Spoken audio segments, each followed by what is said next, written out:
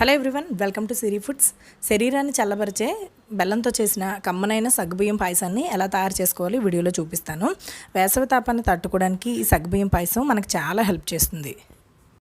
ఈ సగ్గుబియ్యం పాయసం తయారు చేసుకోవడానికి ముందుగా ఒక కప్పు కొలతగా తీసుకుని, ఒక కప్పు కానీ గ్లాస్ కానీ కొలతగా తీసుకుని ఆ సగ్గుబియ్యాన్ని నిండా ములిగేలాగా నీళ్లు వేసేసి 2 గంటల పాటు నానబెట్టుకొని తీసుకోవాలి.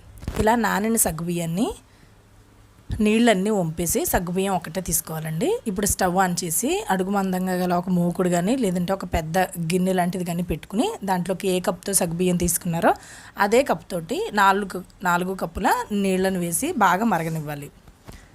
నీళ్ళు ఇక్కడ చూడండి, ఈ విధంగా బాగా మరుగుతూ ఉన్నప్పుడు మనం నీళ్లు వంపేసి సగ్గుబియ్యం మాత్రమే ఉంచుకున్నాం కదా, ఆ సగ్గుబియ్యాన్ని ఆ మరుగుతున్న నీళ్ళలోకి వేసుకోవాలి. వేసుకుని అడుగును పట్టేయకుండా గరిటెతోటి కలుపుకుంటూ ఉండాలి. ఒక 4-5 నిమిషాలకి సగ్గుబియ్యం బాగా ఉడుకుతుందండి. మంటని మీడియం ఫ్లేమ్లో పెట్టి ఉడికించుకోండి. నీళ్లు మరుగుతున్నంత వరకు హైలో ఉంచుకుని మనం సగ్గుబియ్యం వేసేటప్పుడు మంటని మీడియం ఫ్లేమ్లోకి పెట్టుకోవాలి. ఈ విధంగా సగ్గుబియ్యం ఉడికిన తర్వాత అది మనకు చూస్తుంటే ట్రాన్స్పరెంట్గా కనిపిస్తూ ఉంటుందండి.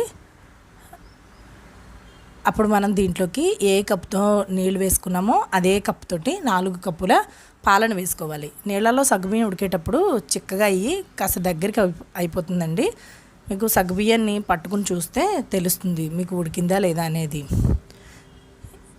ఇప్పుడు ఇలా పాలు వేసిన తర్వాత కూడా మరో 4-5 నిమిషాలు మంటను మీడియం ఫ్లేమ్లో ఉంచుకుని అడుగు పట్టేయకుండా మధ్య మధ్యలో కలుపుకుంటూ సగ్గుబియ్యం పూర్తిగా ఉడికేంత వరకు ఉడికించుకోవాలి. ఇక్కడ చూడండి, ఈ విధంగా ఉడికించుకోవాలి. మనకి ఇలా పాలల్లో చూస్తే తెలుస్తుంది కదా, సగ్గుబియ్యం ట్రాన్స్పరెంట్గా కనిపిస్తుంది అంటే ఇది పూర్తిగా ఉడికిపోయినట్టే.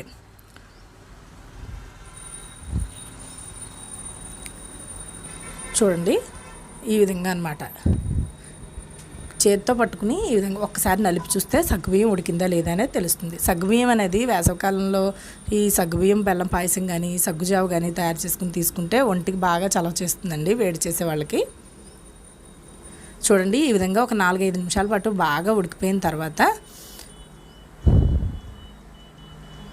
మనము స్టవ్ ఆఫ్ చేసేసుకోవాలి.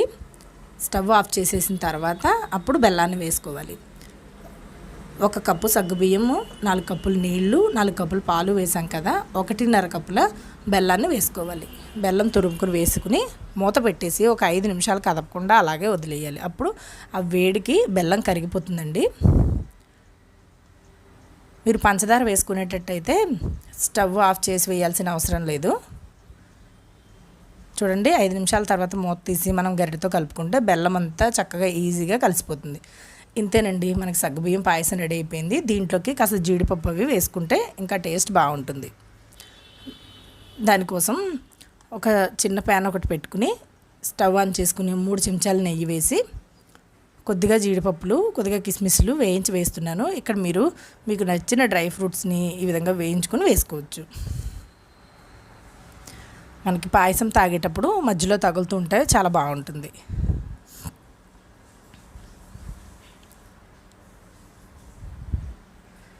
చూడండి, ఈ విధంగా ఇవి బాగా వేగిపోయిన తర్వాత వీటిని ఇప్పుడు స్టవ్ ఆఫ్ చేసేసి వీటిని డైరెక్ట్గా ఆ నెయ్యితో సహా మనం పాయసంలో వేసుకుని కలిపేసుకోవాలి. పాయసంలో వేసుకుని ఈ విధంగా కలిపేసుకుని మనం దీన్ని వేడిగా అయినా సర్వ్ చేసుకోవచ్చండి, లేదంటే ఫ్రిడ్జ్లో పెట్టుకుని చల్లగా అయిన తర్వాత కూడా సర్వ్ చేసుకోవచ్చు. చూడండి ఎంత బాగా ఉడికిందో. ఉడికిన తర్వాత చక్కగా సగ్గుబియ్యం మనకి ట్రాన్స్పరెంట్గా మారిపోతాయండి, తెలిసిపోతుంది.